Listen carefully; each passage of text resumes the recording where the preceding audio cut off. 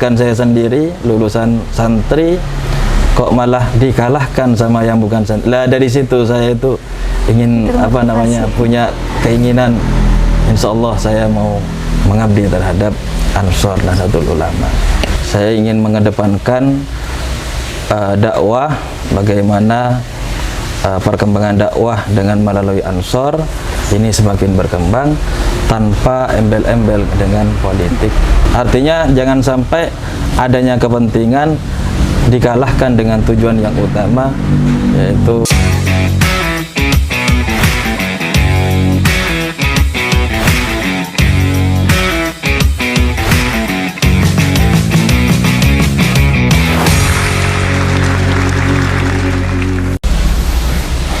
Assalamualaikum warahmatullahi wabarakatuh.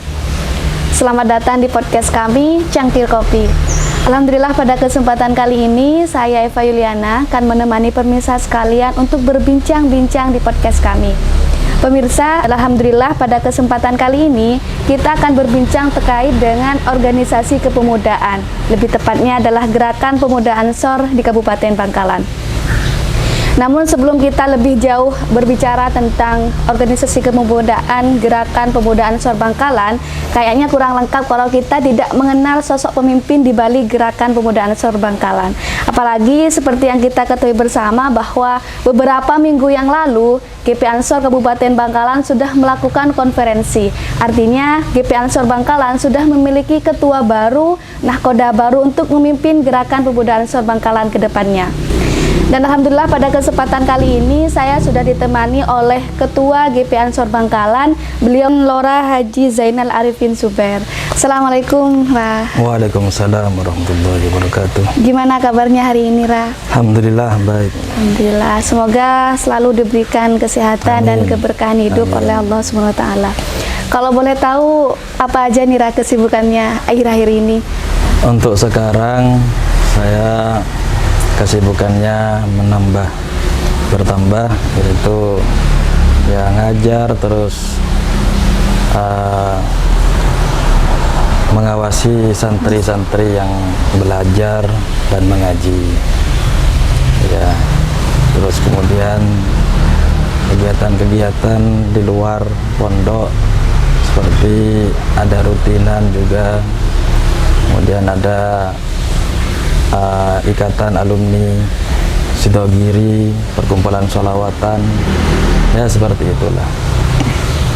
Jadi aktivitasnya lumayan padat ya, Ra? Ya, mohon doanya. Ya, jadi gini nih, Ra.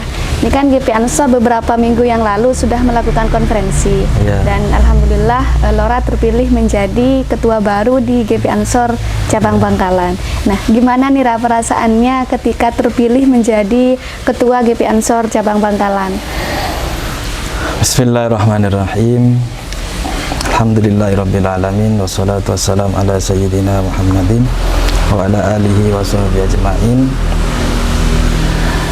Pertama, dengan pertanyaannya Mbak ini, bagaimana perasaan saya ketika menjadi atau menjabat sebagai ketua Ansor? Tentunya campur aduk, Mbak. Campur aduknya itu karena saya pribadi tidak pernah terbesit menjadi ketua Ansor, sama sekali belum pernah.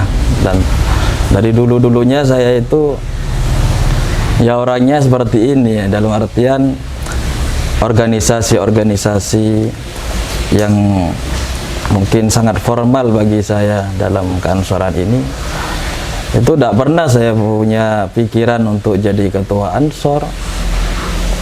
Jadi ya campur aduk gitu. Cuman ketika saya diangkat, terus saya melihat begitu antusiasnya teman-teman sahabat Ansor, semangatnya, akhirnya saya juga insya Allah dengan semangatnya teman-teman yang awalnya itu ragu-ragu dan juga campur aduk, semangat dari teman-teman sahabat Ansor itu menjadi spirit bagi saya tersendiri. Tadi kan sampean sempat mengatakan bahwa sempat ragu-ragu nih Ra untuk menjadi ketua Ansor. Itu apa sebenarnya yang bikin ragu? Ragunya karena saya melihat dalam diri saya sendiri sangat banyak kekurangan, sangat minim pengalaman, sehingga saya itu sedikit minder istilahnya. Jadi keraguan-keraguan saya itu disebabkan ilmu-ilmu ataupun kemampuan-kemampuan yang saya miliki itu bagi saya tidak ada apa-apanya. Tapi karena melihat harapan dan keinginan sahabat-sahabat Ansor, ketua PAC, ranting semuanya mempercayakan terhadap saya, dari situ saya mulai ada sedikit semangat tersendiri bagi saya. Kemarin kan sempat ada isu nih Ra bahwa sampean awalnya tidak berkenan untuk dicalonkan.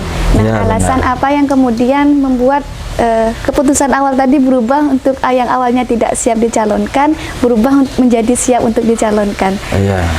Pertama, saya tidak siapnya itu karena saya mempunyai kesibukan sendiri. Selain kesibukan dalam pondok, juga mengajar, kesibukan di luar. Kesibukannya saya itu karena kesibukan yang sudah saya miliki itu takut nanti bisa tidak fokus dengan satu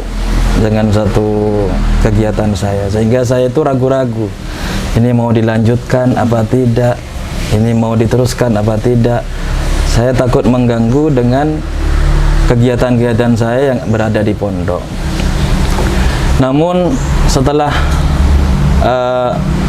terus-menerus dari teman-teman PAC, dari sahabat-sahabat ranting, sahabat-sahabat PAC, itu berkali-kali ke sini, Mbak. Sampai kakak saya sendiri, yaitu Kiai Haji Hasani Zubair, itu awalnya saya itu sedikit di-prank istilahnya. Nah, dalam penggantian Ansor, ketua Ansor itu harus mempunyai harus PKL istilahnya.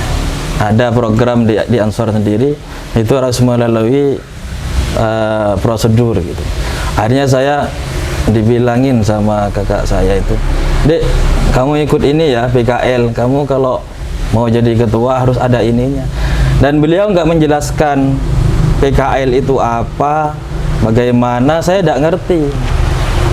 Akhirnya dengan teman-teman yang juga waktu itu ikut PKL, diajaklah saya ke Sidoarjo. Ternyata di PKL itu ya semacam pengembelengan lah istilahnya. Akhirnya saya kalau sebelum subuh itu suruh bangun, seperti di militer itu. Akhirnya saya sedikit menyesal awalnya, cuman setelah mengikuti PKL itu tumbuh semangat mengabdi terhadap Nahdlatul Ulama seperti itu. Berarti awal mula ceritanya memang di prank ya, Ra? Ya, di prank saya tidak tahu awalnya PKL itu seperti apa, tidak tahu. Cuman beliaunya yang penting kamu ikut aja dulu. Nanti kalau kamu sudah punya lulus PKL, kamu nanti insya Allah bisa menjadi ketua Ansor seperti itu.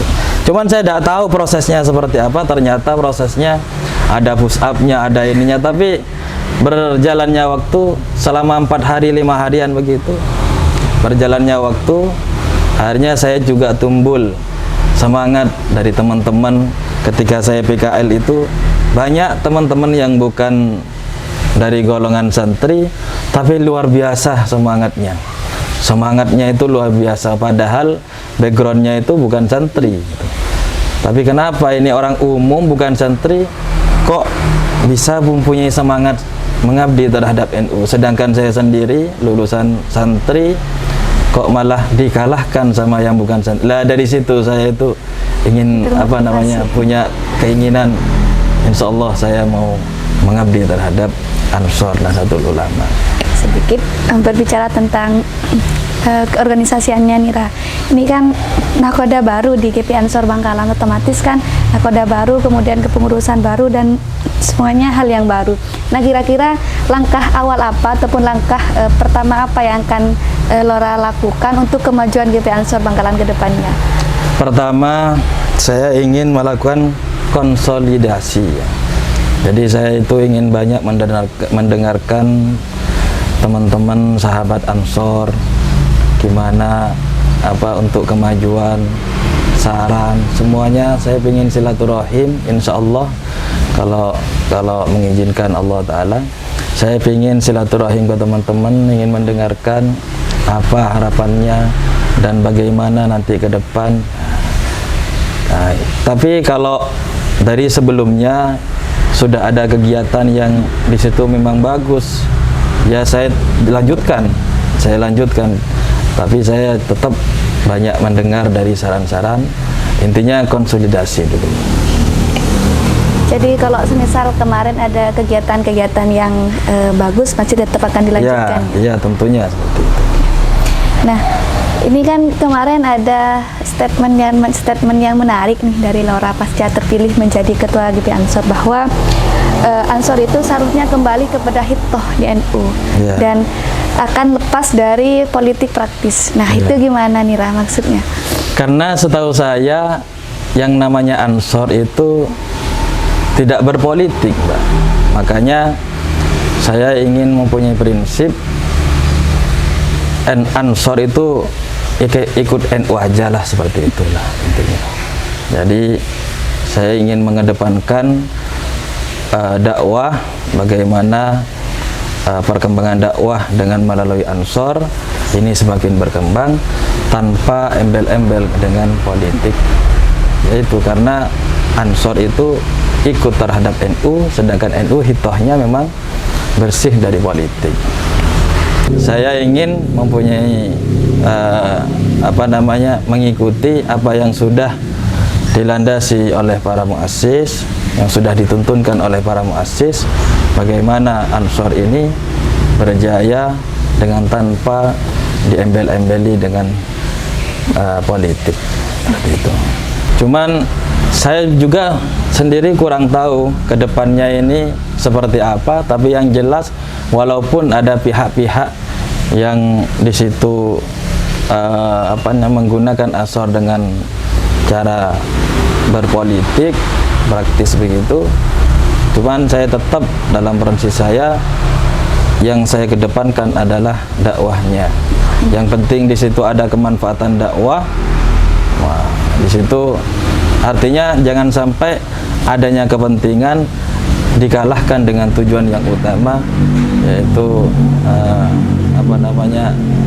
lillahi ta'ala, seperti itulah, Pak. Iya. Terakhir Nira, pesan dan harapan untuk Ansor Bangkalan ke depannya gimana Nira? Tentu harapan saya pribadi, saya ingin Ansor ini semakin solid, semakin kuat. Ya, intinya semakin dan bertambah manfaatnya di tengah-tengah masyarakat. Pemirsa, itu tadi bincang-bincang kita dengan nahkoda baru di GP Ansor Cabang Bangkalan. Sampai berjumpa lagi di acara podcast kami selanjutnya. Dan saya pamit undur diri. Wallahul muwaffiq ila aqwamit thoriq. Wassalamualaikum warahmatullahi wabarakatuh.